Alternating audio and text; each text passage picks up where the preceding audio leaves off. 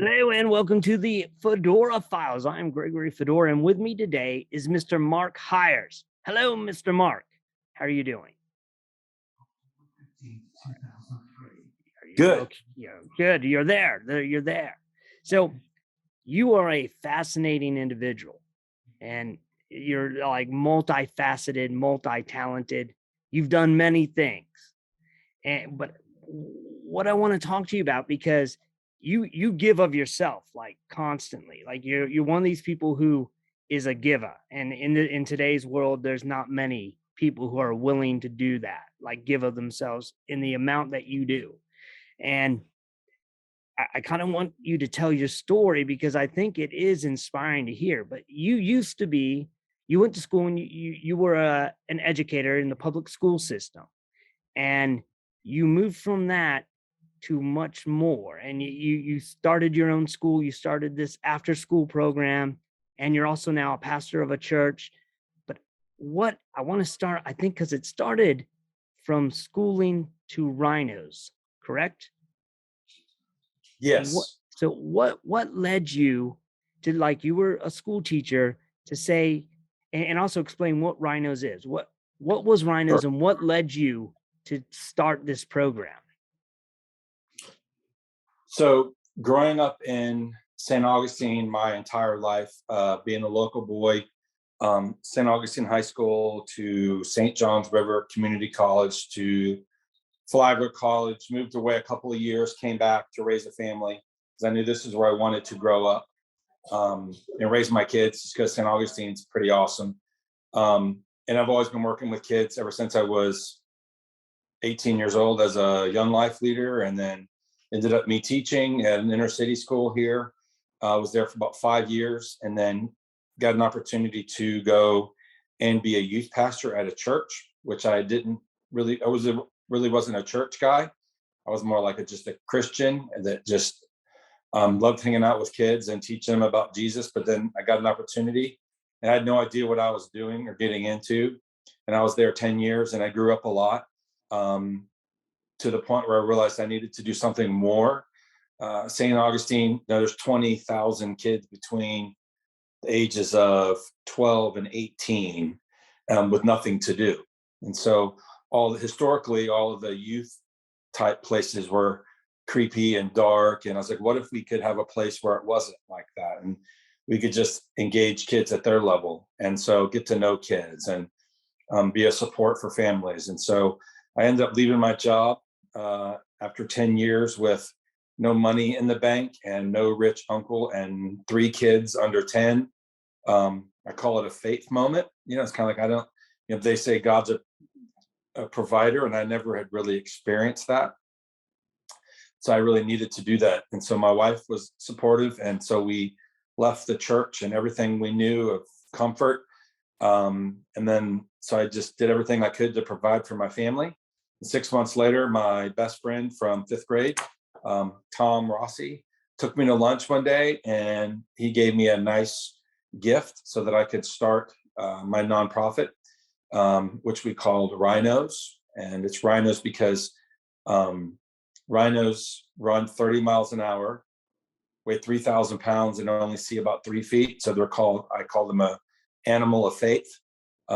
So I wanted to be that type of person, be fearless and faithful. And so then that just led into many things, to an after school program, to Friday night entertainment, to summer camps, we tried different things, and everything worked. We tried to do a college coffee house night, and they didn't want to be there because we wouldn't serve alcohol. And then the high schoolers, they didn't want to be there because they wanted to hook up and curse. And so we ended up just focusing on middle schoolers. So for about, I don't know, 9 years, we're 12 years old now, I think, 12 years, 10 years. So for about 7, 8 years, we had a facility that was like Chuck E. Cheese on steroids. So kids would pay $7 and they would come in and play Xbox linked. We had 16-player Xbox linked together. We had foosball, pool tables, arcade games, pizza, Chick-fil-A, whatever. And it was just awesome. So kids would be there for 4.5 hours, hanging out, karaoke, dance, party, smoke. It was awesome. And we'd have sometimes over 100 kids. And we did that for about 8 years. And then we ended up moving from that facility And right about that time, I started a school. My daughter was going to be a freshman and in public school, and I was currently working as at a charter school here in town. And God started closing doors there and opening doors, and so I left my job as a AP at a charter school, and I started my own school. And we've been doing that for 6 years now. It's pretty awesome. So it's just a ride, like whatever I can do to help kids, because I feel like they need that, and families need that. They need support. And it's difficult. I'm a parent of 3 kids, and it's not easy. And Mhm. so I just know so many people are disconnected. I look for opportunities to serve them. And Mhm. that's where I'm at today. And so with that, I feel like I just started my school, and then I was going to this little church, and everyone left, and they said, "Well, church is over," and I said, "Well, it's not your call." And then they asked me to be the pastor, and I said, "No, I just started a school. I'm running a nonprofit. I'm really busy." And God was like, "You need to do this," and I was like, "No, I'm not. This is not. I don't. I'm a kid guy." But then it became obvious that's what the next phase was for my life. So that was about 3 years ago. So we pastor a small little church, and so it's just awesome. Everything's kind of spins together, and it's a lot of inertia helps each other out. So I'm just blessed to be Mhm. here in my hometown, and it's incredible. Yeah, it's amazing. I mean, I've watched you and seen you. I've known you a while, and I've seen you through many of these aspects, and I've always been like really, I guess, inspired by you. That like Thank you. your faith, you aren't one of these who a lot of people talk about it, and they talk about I have faith in God, I have faith in this and that, and then when the pavement hits, the tires hit the pavement, their faith is very wavery. And I'm speaking of myself, especially like when hard times hit me, like I just I'm a reactionary, and so immediately I'm like, oh, where's God? And then and you obviously through this time you've probably hit many walls and many times where like you could have just been like, that's it, I'm done, I'm going back, I'm going to just teach that. That helps enough kids. And what is it that when those moments happened, what helped you overcome that where you really didn't allow the moment to decide the direction you should go? If that makes sense. I would say, for many years as a young Christian, it was easy to walk away from challenges. But I think I've really tried to grow up and seek what it means to be mature in my faith. And so I think God has definitely made me more fearless as my faith has grown. So, and I've got an incredible support. My wife is incredible. My kids have been amazing. And so even my church to this day, I've got great support so that when trials and tribulation comes, which it does, I've had it's so much crazy. Sometimes it doesn't even seem real how much we've had to face, but I pray for perseverance, and then God says when we persevere, he grows our character. And so I think that I'm kind of stubborn, and um, I don't want to give up because it's for kids. It's like if I give up, then no, I'm not. I feel like I'm the only one that does this, and so I want to inspire people. Like people need to be aware of the hardships kids are facing, and um, I get to do really cool stuff, and I'm very blessed. And so, but it has not been easy. What Mhm. I'm doing is not what I anticipated, and I thought it was going to do all these different things, and it's not.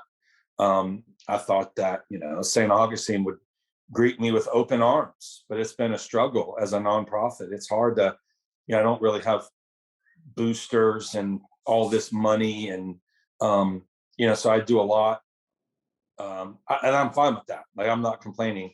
I feel like we've worked really hard to grow the business and to grow Rhinos, but it's been the labor of it's been laborious. There's no big grant that we get, or there's no, we don't have $1 million sponsor. Everything's been by sweat, and I think it makes this valid. I know a lot of businesses, they get a gift, and then when the gift runs out, they stop. Well, we had to work from the beginning. We Mhm. work long hours. I work hard. I work some days, you know, I used to work Fridays, I'd work from 8 a.m. to midnight. And it was awesome, but there wasn't a lot of people knocking on my door trying to help me out. Sometimes you gotta just, that kind of makes you tough, when Mhm. you have to just suck it up. And there's enough people that complain, there's Yeah. enough people that give up. And so that's kind of not in my name. I kind of get it from my dad. My dad was tough. My dad never gave up. He was just a tough dude. And so, um, that's how it works. Um, Mhm. Yeah, I think, it's like the Bible says the thing about, harvest is plenty, the laborers are few, and I think part of the reason the laborers are few is the people give up. They like because one, yeah, harvesting is not an easy task. I mean, like when like I've had a garden in my backyard, and this year I gave up because last year it was such a pain in the butt to go out there, weed all the time, put a stupid fence up because my dogs would get in there, and if and like so like they'd tear things up, like they didn't even eat the food, they just tore things up. And then and like sure. and so then this year I was like, you know what, it's I'm not doing anything, I'm done. And because I was just like, I don't want to put the time into it. And I think a lot of people do that. Like they'll start a project and like let's like Rhinos, for instance. I know of other organizations that have started things and are like, yeah, we're going to help the kids. And like you said, they expected people were like, hey, that's great. But then it's like, they're like, yeah, that's great, but I don't want to help you. And, they kind of walk away and then they're like, well, nobody's helping me. And so I guess I shouldn't do this. But I'm curious, what is one of the aspects of Rhinos that when you started doing it, you were surprised by that you were really excited about? Because I don't want to focus on today. I want to focus on something that when you started the Rhinos and it was a hard thing, and then all of a sudden you were looking around and being like, "This is really, really worth it." And it like just like looking there. What was something that happened when? Do you have a moment that you recall? Yeah, I know that before we started, Hmm. there were many people in my corner, people of influence in the community that, they were 100% behind what we were doing because there's a need, right? Hmm. You can't say there's not a need because there's nothing for kids to do. There's the bowling alley, there's the movie theater, and at the time there was, downtown, hundreds of kids downtown, and everyone hated it. They didn't know what. So I was going to be, the positive option. Um, I was just surprised at how many people were in my corner, and when I needed them, they weren't really in my corner. Hmm. That was really a surprise. The people I counted on, people, families that I had known through ministry, whose kids were in youth group, that people of affluence and influence. They're like, "Well, you misunderstood me," and I was like, "Okay." So that was tough in the beginning, but I think it kind of forced us to reevaluate, just our purpose, and our mission. If we're going to do something great, it's not going to come easy. Hmm. Nothing of value comes easy. Nothing. I don't believe in that. I think everything that's great comes at a cost. And so just in the very beginning, just seeing kids, come into Rhinos and, letting their guard down and learning to play foosball, learning to shoot pool, teaching them how to play Galaga, teaching them, and like some kids, like that's all that they had. They told me that. And I'm like, Hmm. you've not missed a Friday in 6 months. Why is that? And it's like, this is all I got, Mr. Hires. Like this is my highlight of the week. And so things like that just really humble you, and Hmm. they give you what you need when it's difficult. You think about these kids, like I run camps in the summer, and every summer I get one or two kids that have never caught a fish, and I get to have that experience. You know what I'm saying? So it's like things like that I just know that are, and I see kids now that used to come, that are in there. There's a manager of the dollar store. He's like, "You're the Rhinos dude," and I'm like, "What's up?" And I didn't recognize him. He's like, "Dude, that place was awesome. I really miss going to that place." And I had remember me and you would play, Halo 3, and we team up. And I'm like, I really don't remember that, but it was a cool memory that he had. And so, it's just trying to help kids out. And middle school is tough. Hmm. It's a dark place, and so we don't really do the entertainment side. Unfortunately, I think that Xboxes at home and social media and cell phones have really kind of ruined the social platform for kids. Mm-hmm. Either they don't want to engage or they don't know how. So Yeah. it's kind of changed. That's probably about 2 years ago. It kind of changed kind of overnight. Like I said, we used to have 100 kids plus every Friday. And that dropped from like 100 to like 40 to like 25. And then we moved locations, which is smaller. And then we'd have like, 5 or 6 kids. And I was like, well, we're going to do some things, so we kind of, and COVID kind of hit. So we had to kind of change our methodology, but we're still impacting kids. And that's about like I said, middle school is probably the most heinous time in anyone's life. I mean, I recall it like I'm almost 50 and I still recall the horribleness of being in middle school. It was like the worst. And I have kids now that are just getting past middle school, but I watching what they went through and I'm like, I kind of remember that, but it seems Yeah, like yeah, they have it worse because of the definitely. social media. So, I mean, it's wonderful that you have this. I'm curious if someone, like, I know you said you don't have like the big donors but if someone wanted to help you, in what way? Is there a way that they could donate to Rhinos or Apex or one of these? Sure. Like, how would they get it to you? So Rhinos is kind of the umbrella Mm-hmm. business, and under that is the Apex Christian Academy, which is like a blend between virtual school and homeschool and private school. And under that also is like our summer camp. So Rhinos is the secular nonprofit. Mm-hmm. And we do, as a 501, we have our own 501c3. So they can go to our website and there's contact information. They can contact me directly. And it's tax deductible and all that. But our needs and hours, I would like to soon start a campaign to help raise money to lower the cost of our programs. Like all of our programs cost something, but I think I would never want to eliminate costs 100%. But I would like Mm-hmm. to have like scholarships to help some families. Like we run an after-school program, and we pick kids up, and they come in while mom and dad works. And to think that we only have between 2 middle schools, there's only 15 kids that need help. I know there's more kids than that. But I do Mm-hmm. think, the $60 a week for some families is too much. Mm-hmm. So I want to make it $5 a week. You know what I'm saying? To really, Yeah. Even our summer camps, we do summer camps and we're affordable. It's, but I'd love to be able to offer help Mm-hmm. when people need it. So that's kind of hard because people they call up and they say, how much is it? And they're like, oh, I thought it was Mm-hmm. free. And I'm like, I'm sorry, I wish it was free, but we've got bills. And so we have a small board that meets, and I probably do a terrible job of all that. I'm not I'm an entrepreneur, I guess you would say, and I'm learning. It wasn't I was a history major, so this is like all new to me, but I'm learning a lot. And so they could always contact me directly. We have a Mm-hmm. PayPal and all that stuff. So our website's rhinosfl.com.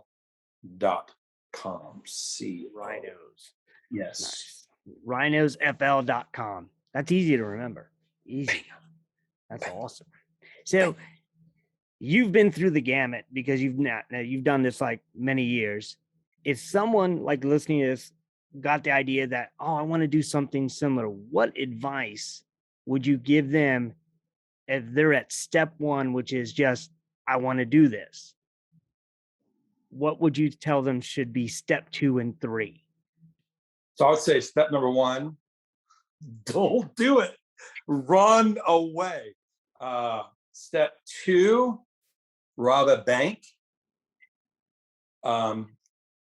Seriously, I would say I would gather a team Mm-hmm. of committed people. I would come up with a plan. It's funny, I don't know really the answer to this because it's been such a trial by fire. When we started, I Mm-hmm. try and learn from others. So when we started, I went online and I researched youth centers in North America. And I found 9 of them. There's probably more, but I can only find 9. And I spent hundreds of hours looking. And of those 9, 7 were supported by churches. Church says, hey, we want to reach out to skater kids. We want to build a shack and have ramps. And so there's like in the whole country, I couldn't believe it. We found 9, 7 of which were started by churches. And there were 2 independents. One was started by Michael W. Smith in Tennessee called Rocket Town, which was like a punk music skate venue, Christian outreach. Pretty awesome. But his money. And then they started one in Pompano Beach, which my wife and I went down and visited and just to learn. And they basically raised, I don't know, $250,000 a year through Bobby Bowden.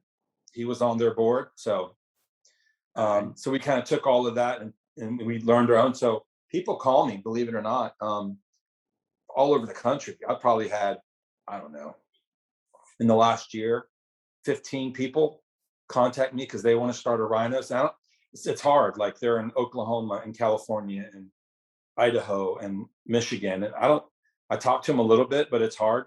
I don't know. I probably would like to know how to help them. I don't know if how do you franchise a nonprofit or I don't know, maybe have a seminar once a year where they could come down and we could just brainstorm. And every area is different, but kids are kids. And so I'd love to see the growth of everything I've learned. I'd love to transfer that. I don't know if I need to write a book or I don't know. I don't know how to do that, but I do know there's a need because no one's doing it. And I do know there are people who have a pulse on the next generation and they feel overwhelmed and don't know how to handle it. So I want to be able to reach those people and facilitate. I would love to have, there's a Rhinos. This guy called me up one day. He's like, hey man, he's like, why'd you steal my name? And I'm like, what are you talking about? He's like, I run a Rhinos up here. And I think it was like Illinois somewhere. And I was like, I'm really sorry. I didn't do it intentionally. I never knew there was another. And he was a guy from a church that started a radio station run by students. And they did like outreach stuff for kids. And he was really cool. Once he talked to me on the phone, I was like, I'm really sorry. I read this book and it was about rhinos and I like rhinos. And so I just named my business Rhinos. And so he's like, well, I read the same book. And I was like, isn't that funny? It was The Barbarian Way. Great book. And so I would tell people unfortunately, it's about money and relationships. And so I've tried to reach out. I met with a sheriff and I met with the chief of police and I met with the fire marshal and they're all like, yeah, that sounds great. But if I had to start over again, I would get more solid commitments from people.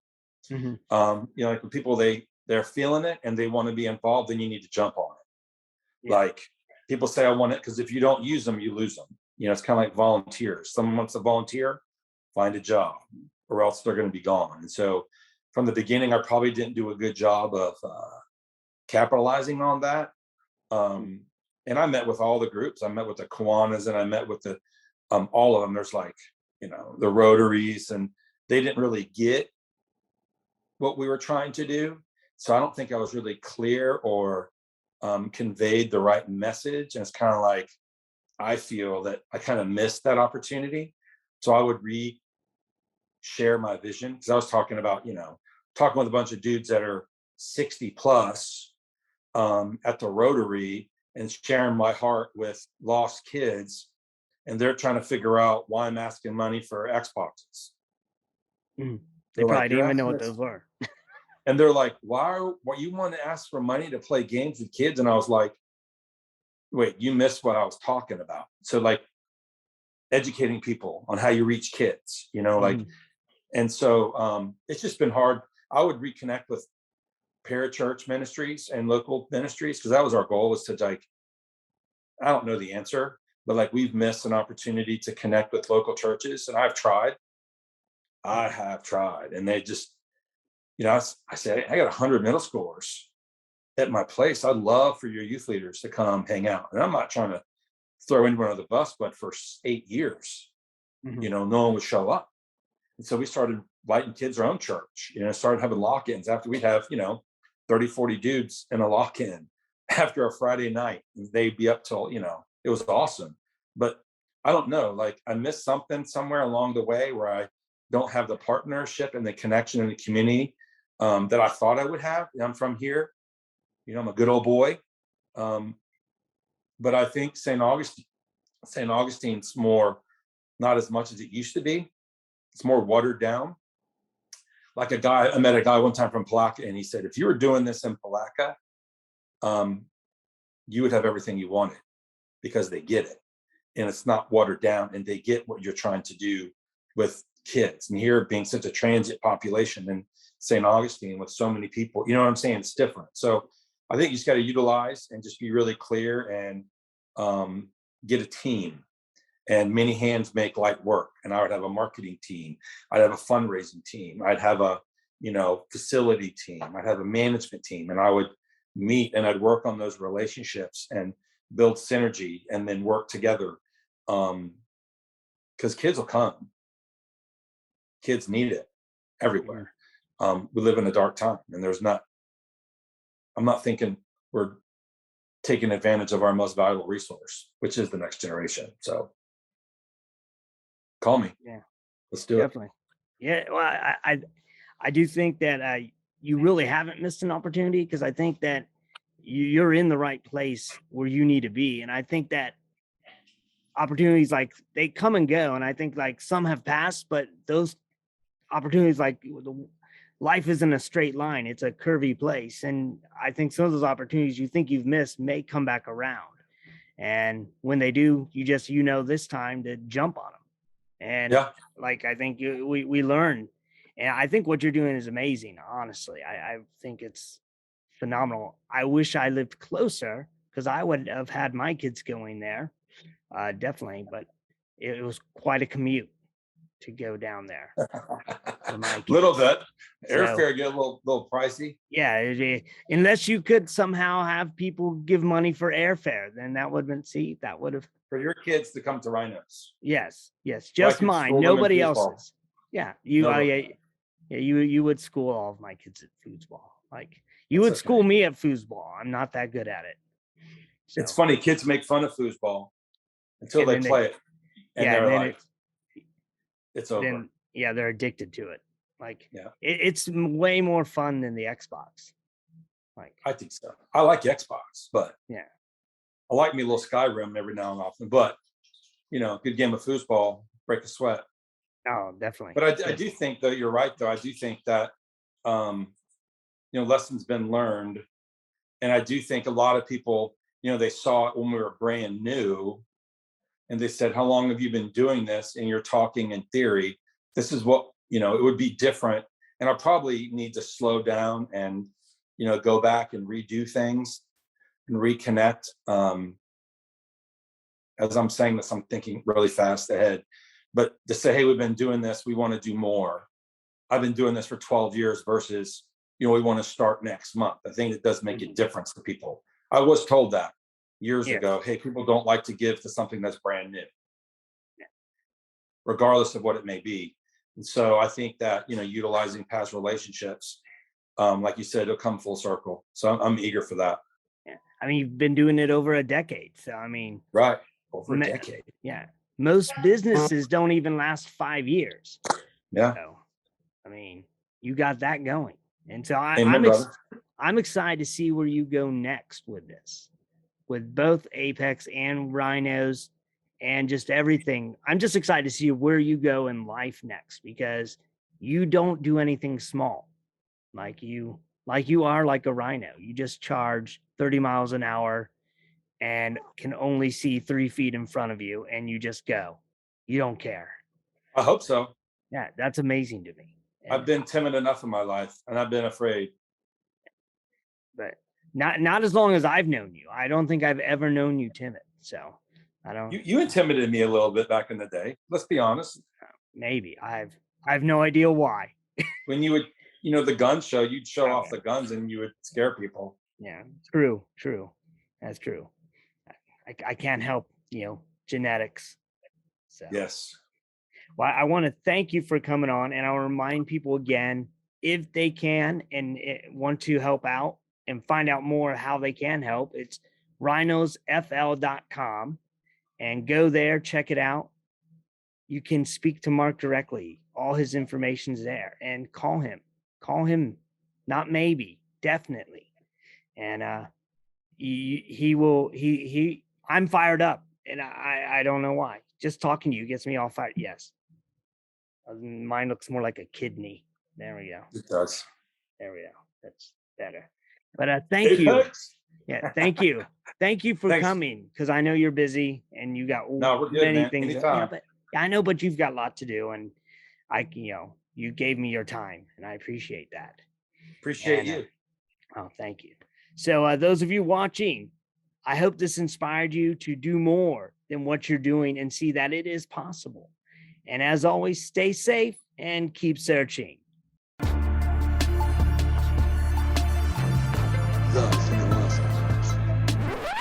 Check out fedoracrt.com today.